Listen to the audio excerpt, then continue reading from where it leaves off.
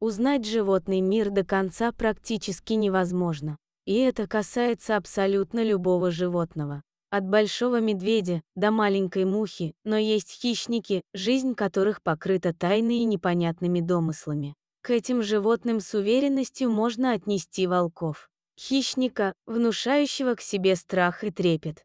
Однако мало кто знает, что их отношение к человеку может быть разным. И зависит оно от определенных обстоятельств. В Казахстане произошла одна история, в которой непосредственное участие как раз и приняли эти хищные звери.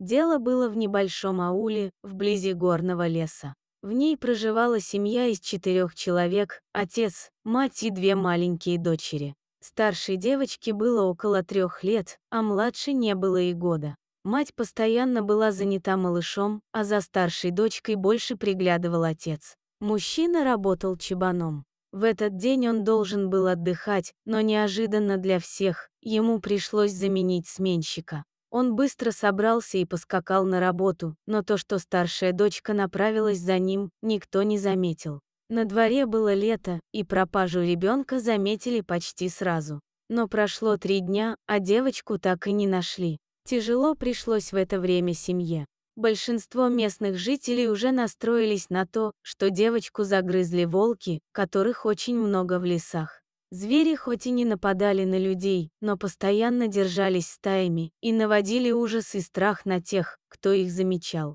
Напарник, которого мужчина сменил на пастбище, находился тогда в 1,5 километрах от аула. И о том, что пропал ребенок, он ничего не знал. Возвращаясь домой на лошади, он вдруг заметил стаю волков, которая расположилась на другом берегу реки. Мужчина, конечно, испугался. Он был один среди дикого зверя. Благо, с собой у него было ружье. Конечно, применять его для убийства животных он не собирался. Но ему как раз нужно было перейти реку в том месте, где они расположились. Понимая, что волки не собираются расходиться, тогда пастух решил сделать пугающий выстрел в воздух. Поднял ружье и выстрелил. Звери посмотрели на него, но даже и не думали шевелиться. Тогда мужчина решил сделать повторный выстрел, но уже немного ниже. Внутренне он надеялся, что не разозлит их. Прицелившись прямо в дерево, над волчьими головами, он совершил второй выстрел, который оказался удачней первого. Животные тут же разбежались. Примечательно то, что никто из зверей не скалил зубы и не пытался напасть на пастуха. Мужчина уже было собрался переходить реку, но заметил волчицу, которая и не думала уходить со своего места. Она так и осталась стоять, где стояла. Что-то не давало ей уйти. Пастух предположил, что, возможно, рядом с ней волчата, которые пока еще не могут быстро бегать.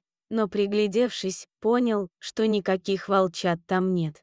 Пастух решает тронуться в путь, в конце концов он на лошади. И если что, он сможет дать отпор зверю. Приблизившись к волчице, он увидел то, во что сначала даже не поверил.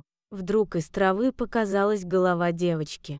Он знал, что она была дочерью его напарника. Но как она оказалась здесь, на расстоянии 1,5 километров от деревни, не подавалось никакой логики. Волчица убежала только после того, как девочка начала идти к нему. Мужчина, подняв ее на руки, заметил молоко на ее губах, понял, что оно принадлежало именно той волчице, которая не так давно бережно охраняла ребенка. И сколько же радости было в семье, когда девочка наконец-то оказалась дома. Сейчас этой девочке уже за 70 лет, но она до сих пор помнит, как волки спасли ее жизнь. Не всегда что-то страшное снаружи является таким же и внутри. Спасибо, дорогие зрители, что дослушали до конца. Делитесь своим мнением в комментариях, а также подписывайтесь на канал, где вы найдете еще много интересного.